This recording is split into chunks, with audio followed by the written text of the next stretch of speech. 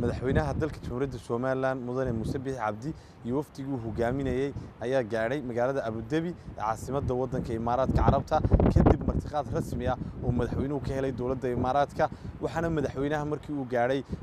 magaalada Dhabi si Meqaam Sare ugu qaabilay madaarka mas'uuliyiin ka socda dawladda Imaaraadka Carabta